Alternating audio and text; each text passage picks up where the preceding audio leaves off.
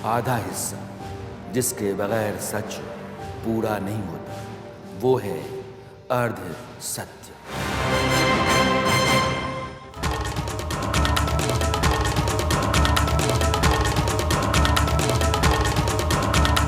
नमस्कार, मैं Rana Yashwant India news पर आपका स्वागत करता हूं और आप देख रहे हैं अर्ध सत्य। पाकिस्तान में आज से 49 साल पहले नवंबर 1974 रात के वक्त लाहौर में एक कार पर ताबड़तोड़ फायरिंग होने लगी। वह कार एक सांसद की थी जो खुद चला रहे थे और उनके पिता बगल की सीट पर बैठे थे।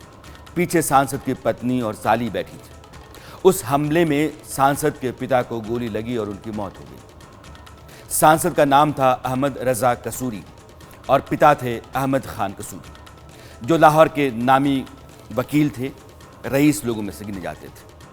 अहमद रजा कसूरी ने आरोप लगाया कि उनके पिता की हत्या के जिम्मेदार प्रधानमंत्री जुल्फिकार अली भुट्टो हैं। उनका कहना था कि दरअसल साजिश मुझे मारने की थी, मगर गोली मेरे पिता को लग गई। पाकिस्तान की सियासत में उबाल आ गया, बवाल हो गया, हंगामा खड़ा हो गया। बवाल को देखते हुए भुट्टो सरकार ने एक जज की अगुवाई में जांच कमेटी बनाई। उस कमेटी ने कुछ दिनों बाद जांच रिपोर्ट सौंपी और कहा गया कि आरोप बेबुनियाद है, हत्या में प्रधानमंत्री जुल्फिकार अली भुट्टो का कोई हाथ नहीं। इस घटना के 3 साल बाद पाकिस्तान में तब के आर्मी चीफ जनरल जियाउल हक ने जुल्फिकार अली भुट्टो का तख्ता पलट दिया। भुट्टो को जेल में डाल दिया गया। जियाउल हक ने उसके बाद अहमद रजा कसूरी के पिता अहमद खान कसूरी की हत्या का मामला फिर से खुलवाया। भुट्टो को तनिक भी अंदाजा नहीं था कि उनके साथ क्या हो सकता है। जिस हत्याकांड की जांच में भुट्टो बरी हो गए थे, उसी हत्याकांड में उनको गुनहगार साबित कर दिया गया और फांसी पर चढ़ा दिया गया। आप सोचिए, सड़क पर चली गोली और उसके चलते हुई मौत के मामले में जिस देश में एक पूर्व प्रधानमंत्री को फांसी दे दी गई, वहाँ क्या नहीं हो सकता। मैं यह इसलिए कह रहा हूं क्योंकि पाकिस्तान में फौज का यह चरित्र आज भी नहीं बदला है और आज फिर एक पूर्व प्रधानमंत्री इमरान खान को वहां का आर्मी चीफ सबक सिखाने पर आमादा है। सेना के जनरल को इमरान ने कुछ इस तरीके से टकराव मोला था कि यह जनरल बदला चुकाने पर आ गया है। जिस काम के लिए उसे जनरल बनाया गया, उसको अंजाम देने पर आ गया है। इस बदले और काम की बात मैं आगे करूंगा। फिलहाल आप ये जानिए कि इमरान खान की गिरफ्तारी के दौरान जो हिंसा आगजनी पाकिस्तान में या हमले हुए, उसके लिए सेना इमरान को कसूरवार मान रही है। तैयारी इस बात की है कि सेना पर हमला करने और करवाने और देश के अंदर हिंसक माहौल पैदा करने के लिए आर्मी एक्ट के तहत मुकदमा इमरान खान के खिलाफ दर्ज किया जाए और आर्मी कोर्ट में उनको सज़ा सुनाई जाए। सज़ा 2 ही होती है, एक आजीवन कैद और दूसरी सजाए मौत। पाकिस्तान में फौज ही हुकूमत क्यों चलाती है? जब चुनी हुई सरकारें होती हैं तब भी फौज के हाथ में कमान क्यों होती? पाकिस्तान में अब तक 3 प्रधानमंत्री कैसे मारे गए? वहां 4 तानाशाह कैसे आए? वहां की चुनी हुई कोई भी सरकार आज तक अपना 5 साल का कार्यकाल पूरा क्यों नहीं कर पाई? अगर आप इन सवालों का जवाब जान जाते हैं तो आपके लिए समझना आसान हो जाएगा कि पाकिस्तान में इमरान खान का अंजाम क्या हो सकता है। इमरान को खतरे का अंदेशा है, मगर वे भागने को तैयार नहीं है। आज शाम को जो उन्होंने वीडियो जारी किया है, उस वीडियो में इमरान ने क्या कहा है, मैं आपको अब वो सुनाता हूं। बिस्मिल्लाहिर्रहमानिर्रहीम। थोड़ी खामोश। या कराबदो या कनस्ताइन। पहले तो मीडिया का मैं बड़ा शुक्रगुजार हूं कि कल वो सब आ गए और खुद उन्होंने देखा कि कितने दहशतगर्द यहाँ छुपे हुए हैं। उसकी वजह से जो प्लान बना हुआ था, सारा ज़मान पाक के चारों तरफ पुलिस नाके लग चुके थे और तैयारी हुई थी धावा बोलने की। वो क्योंकि आपने सब ने जाके एक्सपोज कर दिया कि यहाँ कोई दहशतगर्द नहीं, तो उसकी वजह से ये मेरा घर बच गया। लेकिन जो मैं चीज़ कहना चाहता हूँ वो ये कि गवर्नमेंट को नाम लेना चाहिए। जब आप कहते हैं ना कि 40 दहशतगर्द, तो आपको तो पता होगा 40 दहशतगर्द, तो उनके कोई नाम तो बताएं, वो कौन है वो लोग। क्योंकि इसी तरह जो इनका प्लान था, मैं अभी आपको बता दूं, इन्होंने जिस तरह मेरे घर के ऊपर पहली दफा दावा बोला था, सारे घर को तोड़ फोड़ कर दी और ऊपर क्लैशनिकोव्स ले गए और छोड़ के जी क्लैशनिकोव्स मिली और पता नहीं कोई और कोई बोतलें भी दिखाई कि जी वो कोई वो पेट्रोल बम थे। तो किसी, अब यहां कोई आदमी नहीं था, तो किसको पता कि वो यहां अगर इसी तरह का दावा बोल देते और उसके बाद ये 40 लोगों को यहां बिठा देते और कहते देखिए जी दहशतगर्द तलब हो गए। इसलिए आपके आने की वजह से ये रुक गया। मेरी ये रिक्वेस्ट है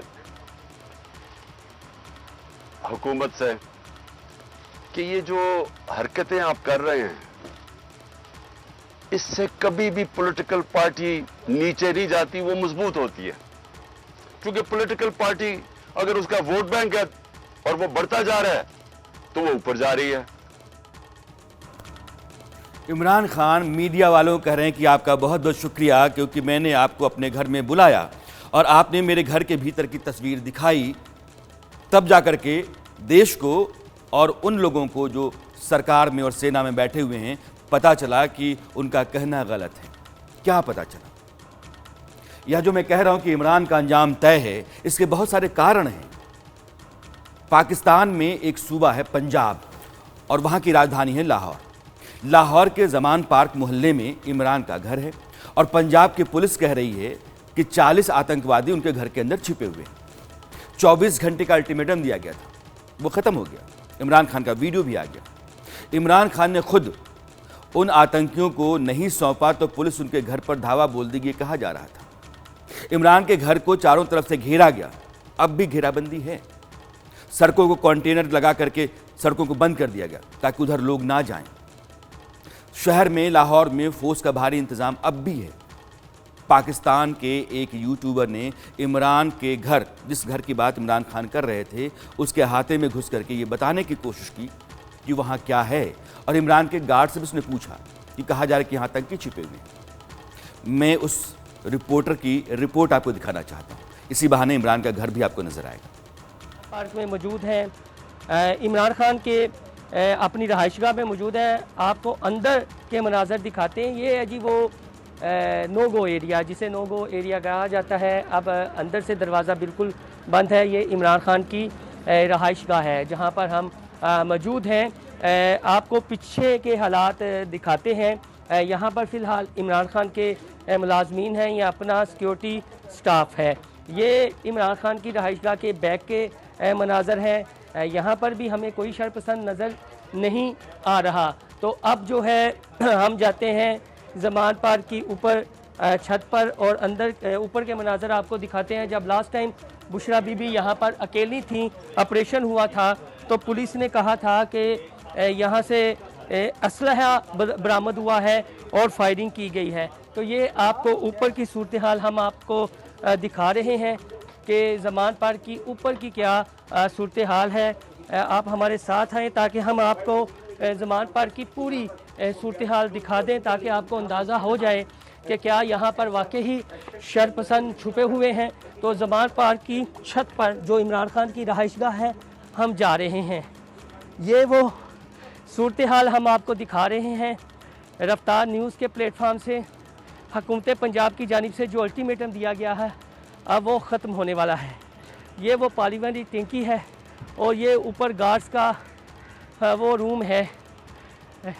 ये ऊपर के इमरान खान की रहायशगाह के मनाजर हैं, जो रात को आंधी और तूफ़ान आया था, उसकी वजह से जो गर्दो गुबार उठी वो चीज़ें हैं।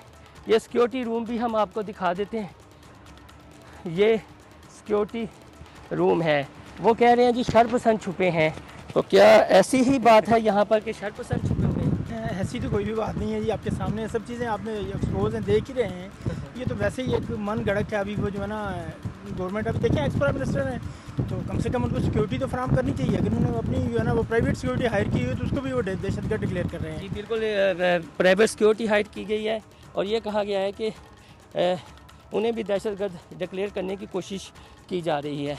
हम आपको इमरान खान के लान की सूरत हाल बता देते हैं। ये लान है और वह यहाँ पर भी 2-3 आप ये कह लें टेंट वगैरह लगे हुए हैं जहाँ पर इमरान खान का पर्सनल सिक्योरिटी गार्ड जो है वो बैठते हैं।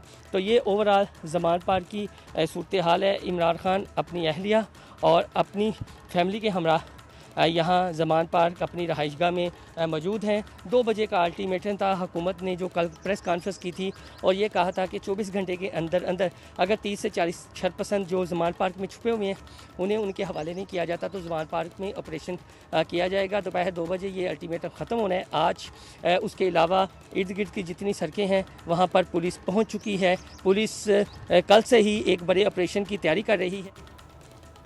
कुछ है जो इमरान खान के खिलाफ लगातार चल रहा है। जाहिर है इमरान के घर में आतंकी नहीं है, फिर भी कहा जा रहा और घर बुधवार से ही घेरा जा चुका था। कारण यह है कि पाकिस्तान के आर्मी चीफ आसिम मुनीर हर हाल में इमरान से निजात चाहते हैं। उनको ये बात ठीक से पता है कि इमरान जब तक पाकिस्तान में रहेंगे वह सरकार की ही नहीं आर्मी और ISI पर भी हमला बोलते रहेंगे। इससे देश के अंदर लोगों में आर्मी को लेकर गुस्सा बढ़ेगा। इमरान की गिरफ्तारी के चलते लोगों के गुस्से का शिकार आर्मी ही हुई। उसके हेडक्वार्टर से लेकर के कोर कमांडर के घर तक और कई आर्मी के इंस्टॉलेशंस पे हमले हुए। इमरान का समर्थन जैसे जैसे मुल्क में बढ़ेगा फौज के खिलाफ माहौल उतना खराब होगा, यह आसिम मुनीर को पता है। इसलिए सूत्रों के हवाले से खबर ये आई कि जनरल मुनीर ने इमरान को ऑफर दिया कि आप देश के बाहर चले जाओ, दुबई या लंदन, कोई मुकदमा नहीं होगा। अरे भाई, जब आपके खिलाफ मामला बनता है, आप गुनहगार हैं, तो मुकदमा क्यों नहीं? बाहर भेजने की तैयारी है। अगर नहीं गए तो अंजाम समझ लो क्या होगा। इमरान ने 2 टूक कह दिया है कि जाऊंगा नहीं, किसी कीमत पर नहीं। मुझे लगता है कि मुझे इमरान खान के इस बयान को सुना देना चाहिए। आप सुनिए इसको। कि मैं एक आजाद आदमी हूं, मैं गुलामी कभी किसी की कबूल नहीं की।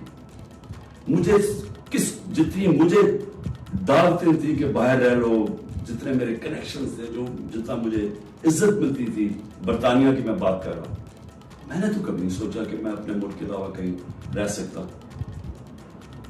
मैं हमेशा इस चीज का जैसे जब बड़ा हो रहा था चाहता था कि कभी हम वो गुलामी ना करें जो मेरे माँ बाप की, हमारे बड़ों ने की थी, अंग्रेज की गुलामी। ये मेरे बचपन में मेरे से था।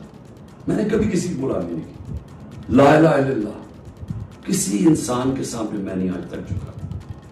तो मैं समझता था कि किसी और बाहर के मुल्क में रहना, मैं जो मर्जी कर रहा हूं, मैं सेकंड क्लास सिटीजन हूं, वो मेरा मुल्क तो नहीं है। मेरा हमेशा यही था कि मैं पाकिस्तान पॉलिटिक्स में भी आया, जिस आदमी को जरूरत ही नहीं थी पॉलिटिक्स, अल्लाह ने सब कुछ दे चुका था। कौन मुझे एक आदमी बताएं जिसको सब कुछ हो? वो अपनी जिंदगी के 22 साल लगाता है किसी चीज पे, कुर्बानियां देता है यानी अपनी फैमिली की। कौन आदमी करता है? क्योंकि मेरा और कोई घर नहीं था, मैंने कभी नहीं सोचा पाकिस्तान के अलावा कहीं रहना। तो इसलिए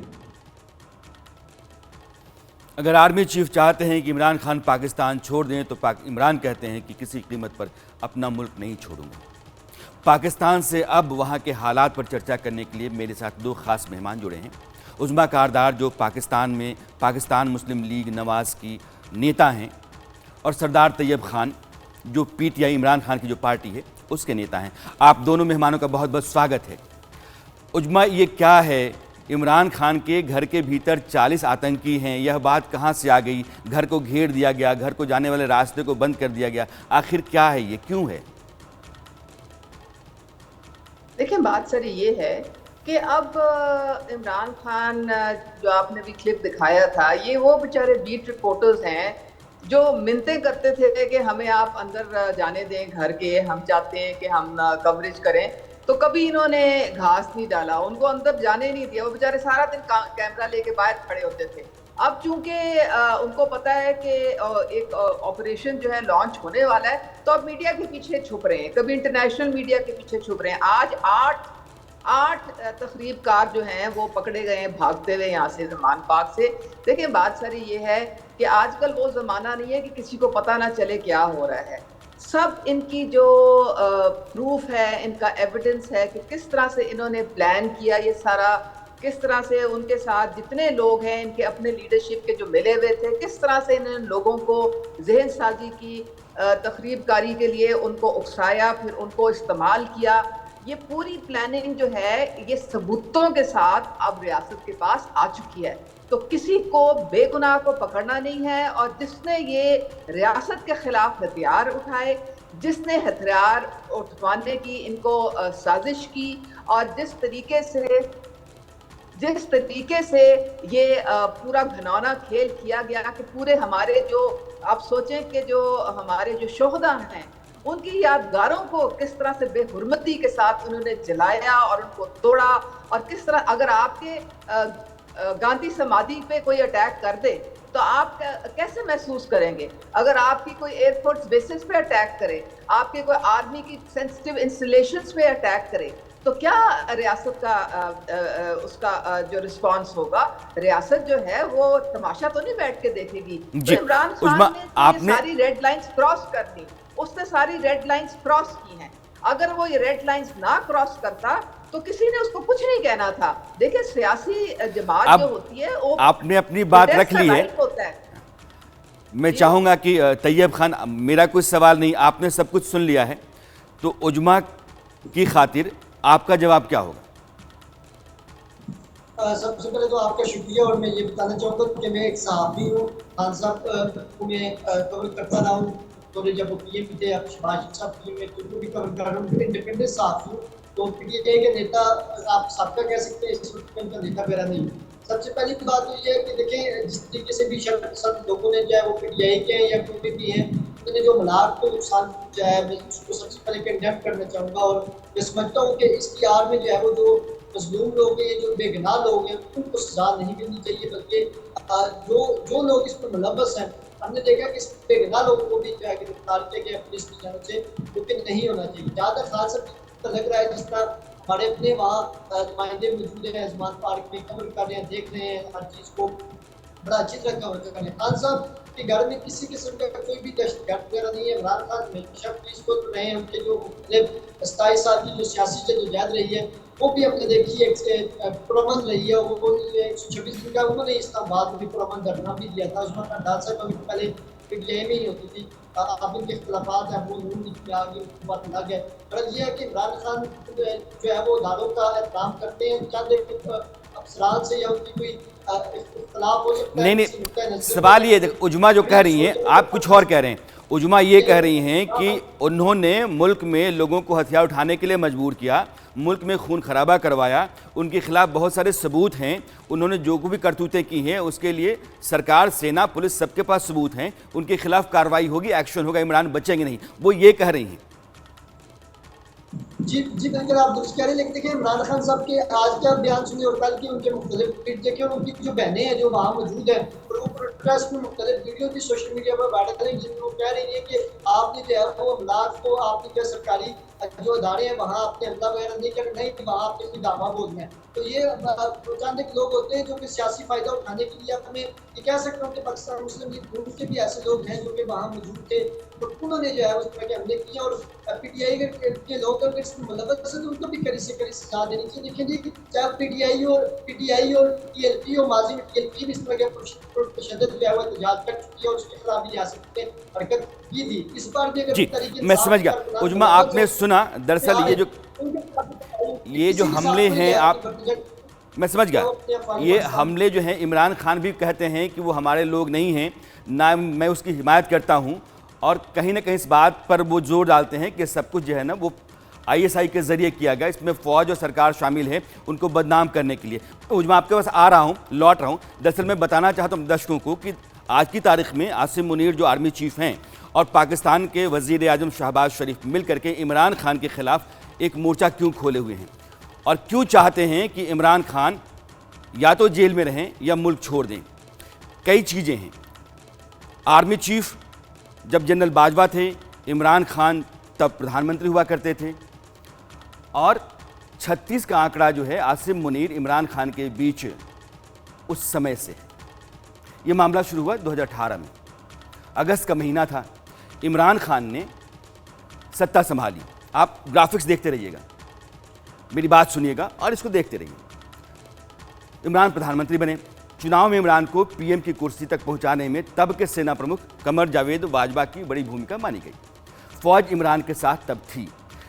इमरान सरकार आने के 2 महीने के बाद अक्टूबर 2019 बदलता है। अक्टूबर 2019 में बाजवा ने जनरल आसिम मुनीर को, जो आज की तारीख में आर्मी चीफ हैं, आईएसआई का चीफ बना दिया। अब 8 महीने के बाद आसिम मुनीर को इमरान खान ने हटा दिया।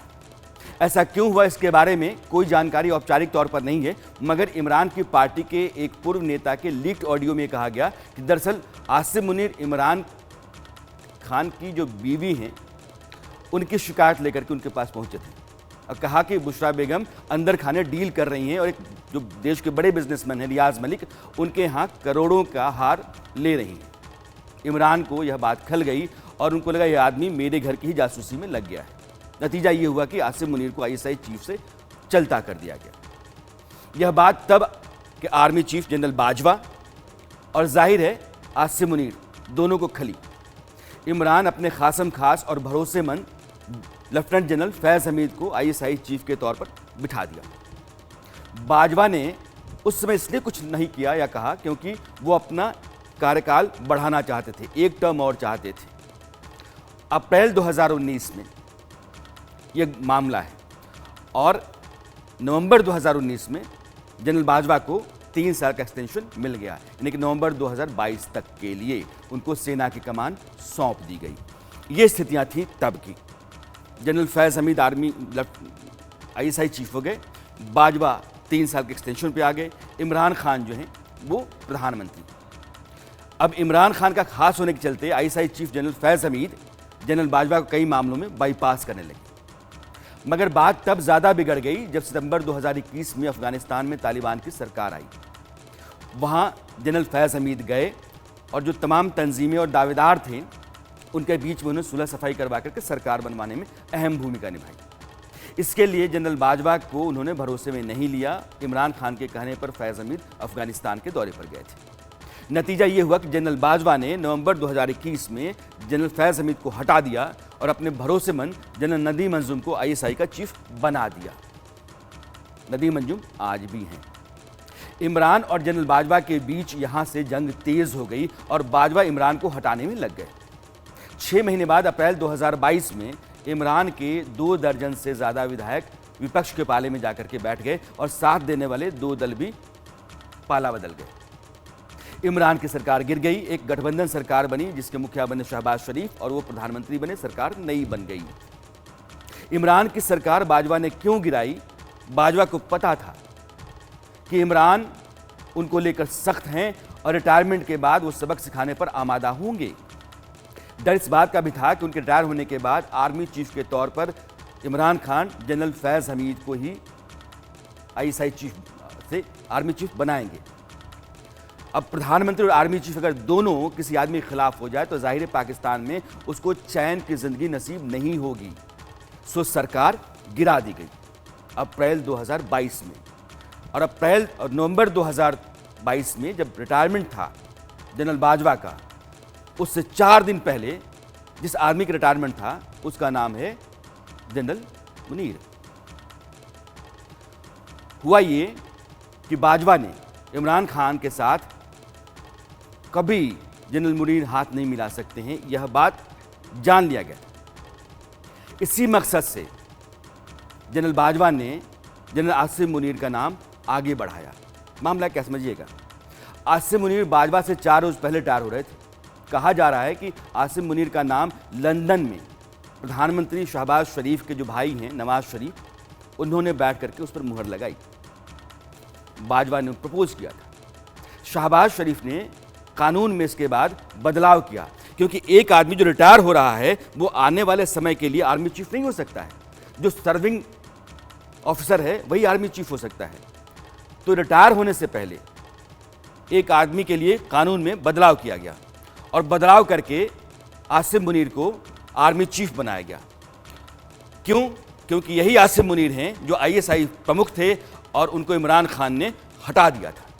तो आसिम मुनीर और इमरान खान के बीच की अदावत जो है वो आज की तारीख में एक आर्मी चीफ और एक पूर्व प्रधानमंत्री की जंग में तब्दील हो गई है।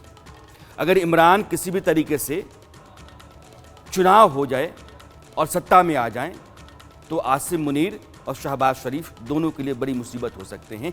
इसलिए इमरान खान का मुल्क में रहना आर्मी को मंजूर नहीं है। उजमा, क्या यही बात है?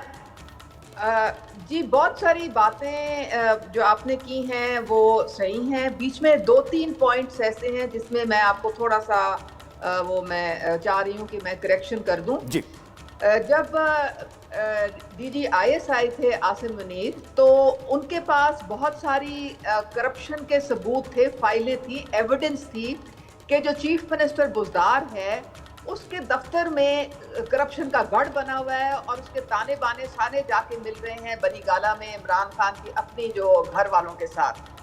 जनरल बाजवा ने जनरल आसिम मुनीर को मना किया कि देखो तुम ना जाओ वहाँ पे, क्योंकि इमरान खान ने बात तो माननी नहीं है। उनके सारे एमएनए, सारे एमपीए सारे कह चुके हैं कि जी हम इतनी करप्शन है कि हम अपने हलकों में अपनी शक्ल नहीं लोगों को अब दिखा सकते हैं, खुदा के लिए आप कुछ करें। लेकिन वो कोई एक्शन नहीं लेते हैं क्योंकि बुज़दार जो है वो बुशरा बीबी का कैंडिडेट है, तो उसको कोई हिला नहीं सकता है वहाँ से। आसिम मुनीर ने कहा कि देखें मैंने अल्लाह को जवाब देना है और मैं तो ये फाइलें करप्शन की लेके जाऊंगा और इमरान खान जो पीएम थे उनके सामने रखूंगा।